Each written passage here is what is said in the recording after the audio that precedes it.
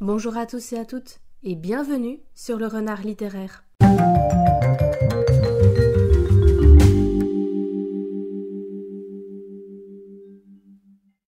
J'espère que vous allez bien, moi je suis ravie de vous retrouver aujourd'hui pour une nouvelle vidéo. On va faire un update lecture, c'est d'ailleurs le tout premier update lecture de cette année 2025.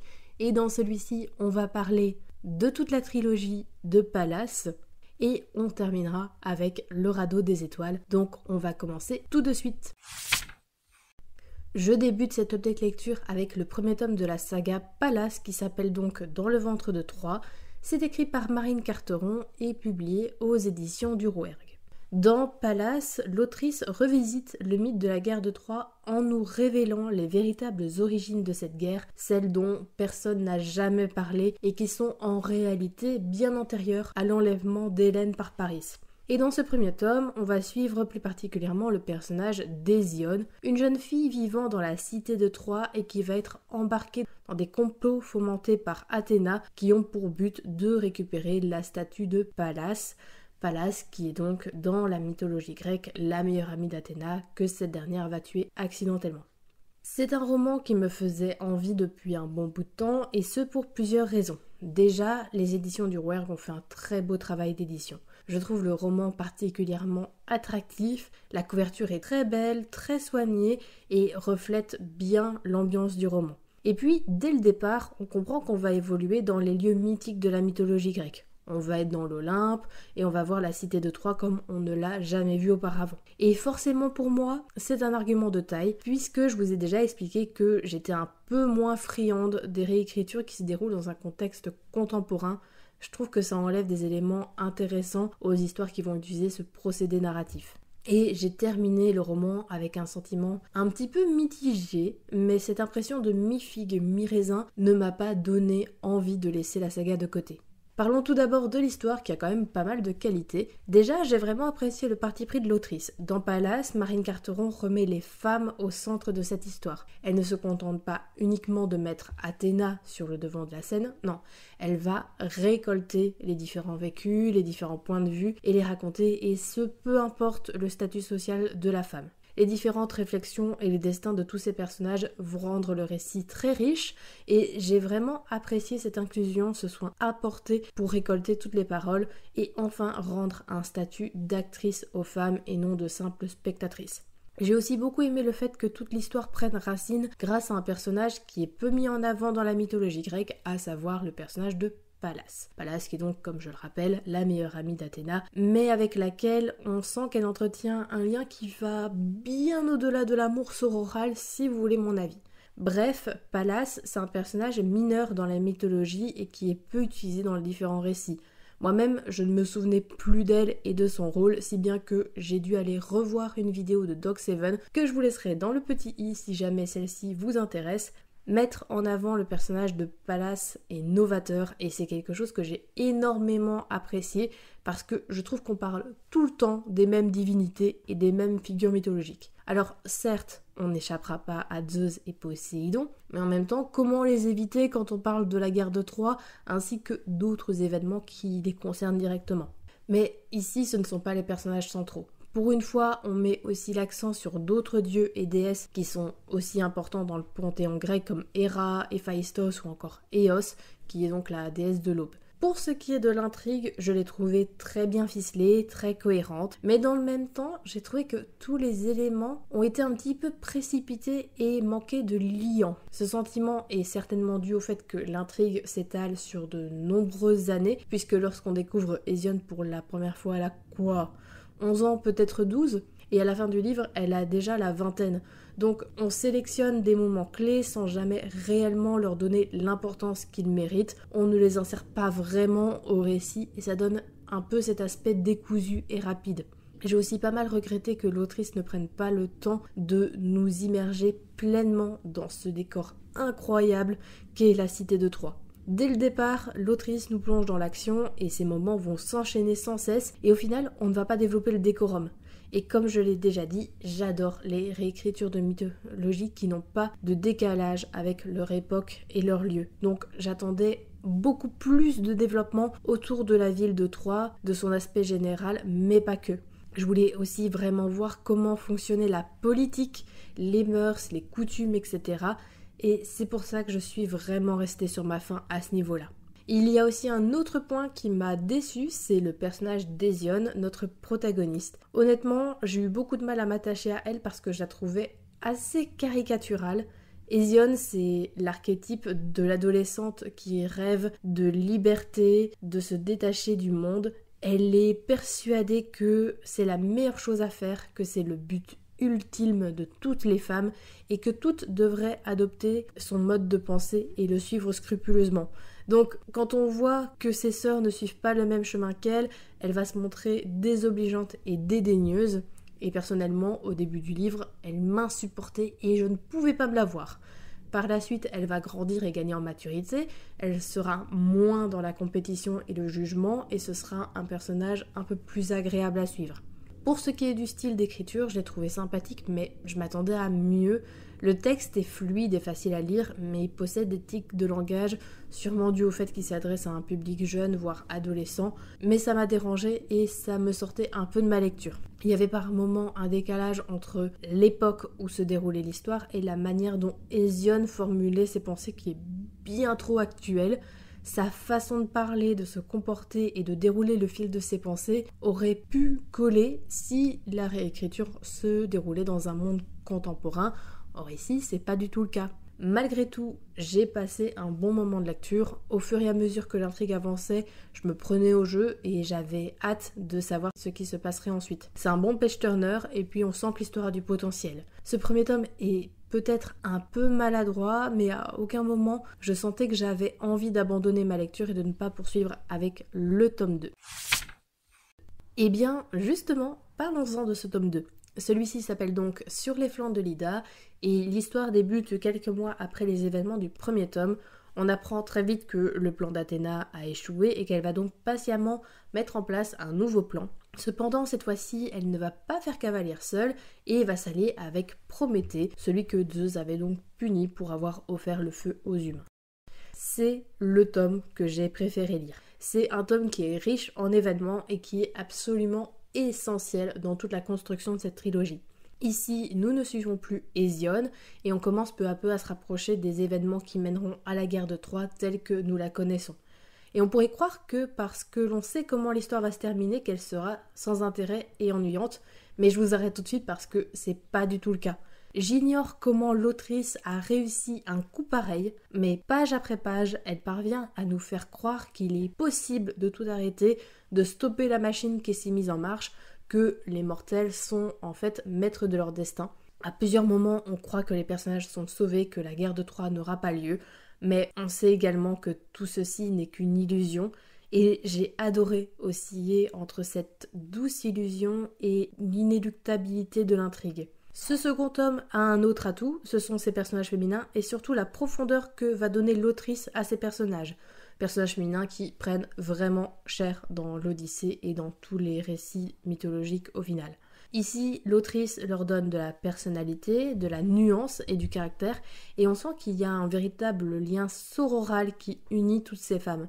Aphrodite n'est pas une déesse en cervelle, Cassandre a un véritable background, on a de la compassion pour le personnage d'Eunon, Hélène est une jeune femme pleine d'aspérité, et à l'inverse, les personnages masculins prennent un peu cher. Bon, pas tous non plus, mais dans ce tome, on rappelle quand même bien qu'Apollon est un bourreau et pas juste un beau parleur. Et alors Paris, honnêtement, il m'a fait rire parce que ce personnage est ridiculisé du début jusqu'à la fin. Personnellement, j'avais du mal au départ avec cette description parce que mon cerveau avait collé toutes les scènes du film 3 où c'est Orlando Bloom qui joue ce rôle. Dans le film, on le fait passer pour un romantique et il y a quelque chose dans le jeu d'acteur et dans l'écriture du personnage qui fait qu'on a de la compassion pour lui. Dans Pallas, absolument pas. Paris est un idiot fini du début jusqu'à la fin et c'est difficile de s'attacher à lui, d'avoir de la compassion pour lui, de se dire bon quand même le pauvre il prend cher, mais c'est fait exprès. Cependant, si j'ai beaucoup aimé l'histoire et le fait que les personnages sont plus matures et plus gris dès le départ, j'ai quand même relevé quelques petits défauts qui étaient déjà présents dans le premier tome.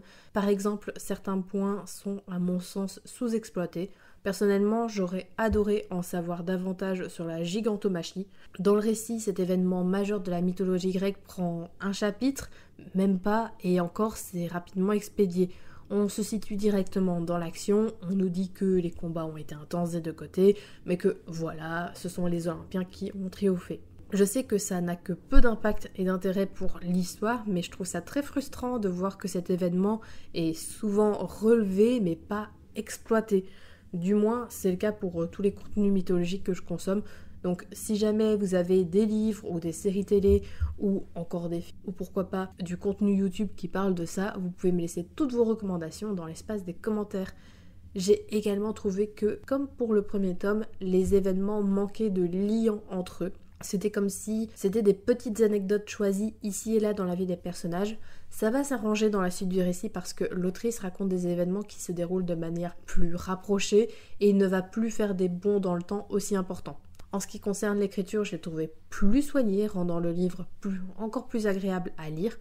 On n'échappe pas à quelques tics de langage, quelques tournures plus simplistes, mais ce n'est en aucun cas dérangeant. Bref, ce tome 2 était vraiment de très bonne qualité. C'est assez rare de trouver un tome 2 meilleur que son prédécesseur. D'ordinaire, la qualité des sagas va plutôt en diminuant. Ici, c'est l'inverse, et je trouve que c'est bien mieux d'avoir un second tome qui va gommer les défauts du premier qu'un premier tome incroyable et une suite qui n'est absolument pas à la hauteur. Une fois le deuxième tome terminé, j'ai enchaîné avec le dernier tome de Pallas qui s'appelle Sous l'œil de l'Olympe. Vous savez que si j'apprécie une saga, que celle-ci est terminée et quand l'intrigue s'y prête, j'enchaîne les tomes pour éviter de m'éparpiller et de ne jamais finir les sagas que j'aime. Bref, dans ce troisième et dernier tome, on est enfin au cœur de l'action puisque la guerre de Troie a débuté et que tous s'organisent pour ressortir vainqueurs de ce conflit. Autant le dire tout de suite, j'ai trouvé que ce dernier tome concluait de façon tout à fait satisfaisante la saga, mais je l'ai trouvé inférieur au deuxième tome. Autant en termes d'enjeu, ce qui est assez étrange, puisqu'on est vraiment sur un conflit majeur et que tout ce qui s'était déroulé auparavant menait à ce moment, ainsi qu'en termes de qualité au global. Non pas que ce tome soit mauvais, loin de là, mais je vais vous expliquer un petit peu tout ça. Tout d'abord, même si l'histoire est prenante et encore une fois maîtrisée, j'ai trouvé que l'autrice n'insufflait pas assez de gravité et d'intensité dans les événements ou encore dans la réaction des personnages. Je me suis sentie un petit peu spectatrice de tout ça et j'étais en dehors de l'histoire. Bien sûr, j'ai ressenti de la peine, de la tristesse et d'autres émotions encore, mais je savais que les émotions ressenties auraient pu être bien plus puissantes. C'est la guerre, il se passe des choses horribles, et là on en connaît l'issue, donc il y a une inéluctabilité en plus qui pèse sur tout le livre, mais rien à faire, je me sentais un peu extérieure. Et ça, c'est dû à la narration qu'il y a dans ce tome qui accentue le côté tel. Tous les moments violents sont racontés par Pallas, un personnage qui est extérieur. Et comme il y a beaucoup de moments difficiles, forcément son point de vue est récurrent et ça n'aide pas à se projeter dans l'action et dans l'histoire. C'était un pari risqué, ça a payé dans les 2 premiers tomes, enfin surtout dans le second, mais malheureusement ici ça ne fonctionne pas aussi bien. Ajoutons à cela le fait que les moments clés de la guerre de Troie sont souvent résumés en quelques lignes, voire en 1 ou 2 pages. Je trouve ça dommage. Je pense qu'on sait tous et toutes quel est le destin d'Achille, d'Hector ou encore d'Ulysse, mais il y a une différence entre savoir quelque chose et vivre cette même chose. Malgré tout, ça se tenait bien et c'était agréable à lire. En revanche, je suis passablement déçue par la fin. En soi, la fin n'a qu'un impact minime sur mon appréciation générale parce que Pallas, c'est le genre de récit où le voyage est plus important que la destination. Ce n'est pas le cas de tous les livres, certains doivent avoir une fin à la hauteur pour justifier tout le voyage, sinon tout va s'effondrer, mais pas pour Pallas. Malgré tout, ça ne m'empêche pas de souligner le fait que j'ai trouvé la fin facile et finalement peu crédible. Personnellement, si je suis à la place de Pallas, ma réaction serait à l'exact opposé de ce qu'elle a eu.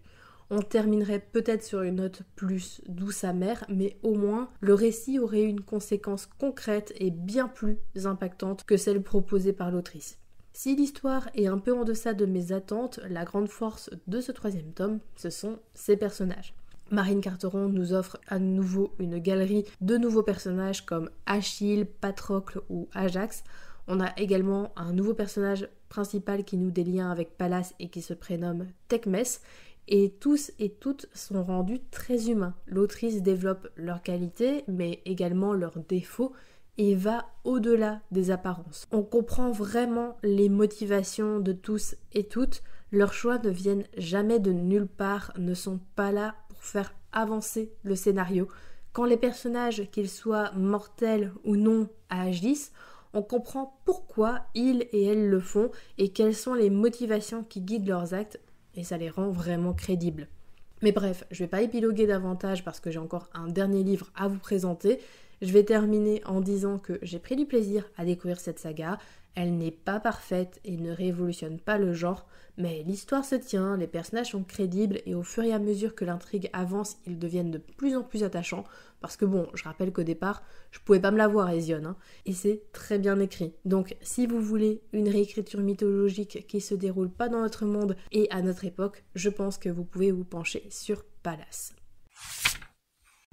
Et je termine cette vidéo update lecture avec le roman Le radeau des étoiles qui est écrit par Andrew G. Graff et publié chez Gallmeister, autant dans la version grand format qu'en format poche qui est la version que j'ai donc empruntée à la bibliothèque. Dans ce roman, nous sommes plongés dans l'état du Wisconsin au cœur des années 90. Nous suivons deux jeunes garçons nommés Fish et Brad qui sont donc meilleurs amis. Néanmoins, tout n'est pas rose dans la vie de ces deux amis puisque Brad subit la violence de son père quotidiennement et comme les adultes ferment un peu les yeux sur ce qu'il se passe, pensent que ce ne sont pas leurs affaires, un jour Fish va protéger son ami et il va donc tirer une balle dans le crâne du père de Brad.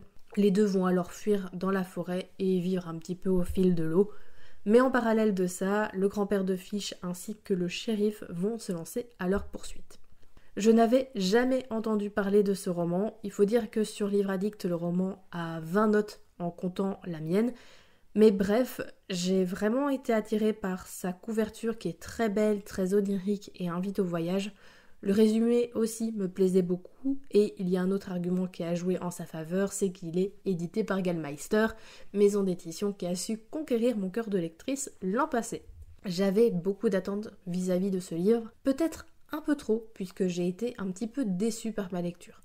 Alors, déception est un bien grand mot, parce que c'est pas un livre mauvais ou catastrophique. J'ai déjà lu bien pire, mais malheureusement, je n'ai pas réussi à me plonger totalement dans l'histoire, et par moments, j'ai même eu la sensation de regarder un téléfilm à la qualité plus qu'aléatoire. L'histoire avait pourtant bien commencé, l'auteur nous offre une scène qui donne le ton à ce que devrait être l'intrigue et l'ensemble du récit, et nous invite directement à nous interroger auprès de ces deux jeunes protagonistes qui semblent un poil trop jeunes pour se poser des questions aussi philosophiques. Et je dirais que l'intrigue était intéressante et bien rythmée jusqu'au moment où certains personnages vont se séparer et que d'autres vont se rencontrer et faire un bout de chemin ensemble. À partir de ce moment-là, l'histoire s'embourbe. On n'avance plus vraiment, on ne ressent plus l'urgence de trouver deux enfants perdus en pleine forêt du Wisconsin, forêt où vit des ours, ce qui est un détail que personne ne semble prendre en compte. La course contre la montre, contre les éléments devient plus une balade, une randonnée où tout le monde prend son temps et s'offre un moment d'introspection. Ce qui va se traduire dans la narration par plein de petites anecdotes des personnages. Par exemple, si le shérif va voir un chêne, il va se remémorer son enfance et puis réfléchir au sens de la vie. Il imagine déjà sa cabane en chêne près des arbres, etc. Et j'ai eu l'impression que la fuite des deux enfants était plus un prétexte pour réfléchir au sens de la vie de tous les personnages et occulter les thématiques qu'on nous promettait d'aborder dans la première scène du livre. D'ailleurs, la thématique de la violence intrafamiliale est vite balayée et Brad, qui est la victime, ne sera que peu mis en avant dans cette histoire. On n'entendra vraiment que peu son point de vue. On ne connaîtra jamais vraiment ses pensées et je trouve ça tellement dommage. J'aurais largement préféré voir ce qu'il ressentait, pousser un peu plus sur ce sujet-là plutôt que de connaître la crise existentielle d'un shérif aussi incompétent. D'ailleurs, parlons-en des personnages. Je dois avouer que j'ai pas vraiment eu d'attache particulière avec Fish. C'est lui qui est mis en avant dans le duo, mais je le trouvais très préoccupé par ses propres problèmes, ne se mettant pas forcément à la place de son ami qui vient de vivre une situation très perturbante. J'aurais largement préféré que ce soit Brad, le personnage principal du livre. Il est rapidement mis en arrière-plan pour finalement être totalement oublié de l'histoire.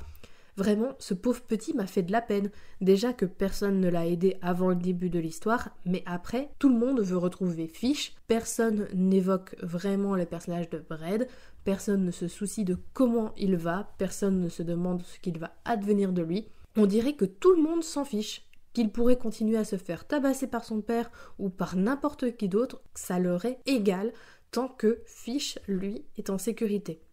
Alors ok, Brad reçoit de l'attention de certaines personnes, mais ce sont pas du tout les personnes auxquelles on aurait naturellement pensé, puisqu'elles n'ont pas vraiment de lien avec lui. Pour ce qui est du personnage du shérif, de son prénom Cal, je n'ai jamais vu un shérif aussi incompétent. À chaque fois qu'il apparaissait, il me crispait. Ses réactions, ses pensées, son incompétence, tout chez lui me déplaisait et je ne parvenais pas à lui trouver une seule qualité. J'ai un petit exemple qui ne va pas spoiler l'histoire, loin de là. Au début du roman, le shérif va monter à cheval et il va toujours diriger le cheval vers des chemins d'orties, de ronces et d'autres plantes irritantes. Et il va chuter puisque le cheval va se cambrer. Donc au lieu de se poser des questions, d'avoir le bon sens de simplement décaler son cheval et ne pas lui imposer la piqûre constante de ses plantes, il va râler, bouder comme un enfant capricieux et accuser sans cesse le cheval. Ça m'étonnerait que si quelqu'un d'autre poussait sans cesse Cal vers une touffe d'ortie, il ne finisse pas par s'énerver parce que c'est tout simplement douloureux que de se piquer à des orties constamment. Bon, au moins, ça vous donne une idée du personnage antipathique qu'est ce shérif. On a également deux autres personnages féminins, Tiffany qui a un petit faible pour le shérif et Miranda qui est la mère de Fish. Personnellement, j'ai eu un peu du mal à comprendre en quoi elles étaient fondamentalement utiles à l'histoire. Ce sont deux personnages qui ne sont pas inintéressants, mais leur impact sur l'intrigue est plus que limité. Après, c'est un livre qui est bien écrit, l'écriture est soignée et fluide, et le roman transmet de belles valeurs comme l'entraide, la résilience ou encore le fait d'affronter ses traumatismes. C'est simplement dommage que tout soit embourbé dans des petites anecdotes personnelles et que l'histoire soit portée par des personnages aussi peu attachants. Bref, ce livre avait beaucoup de potentiel, mais il a été peu exploité.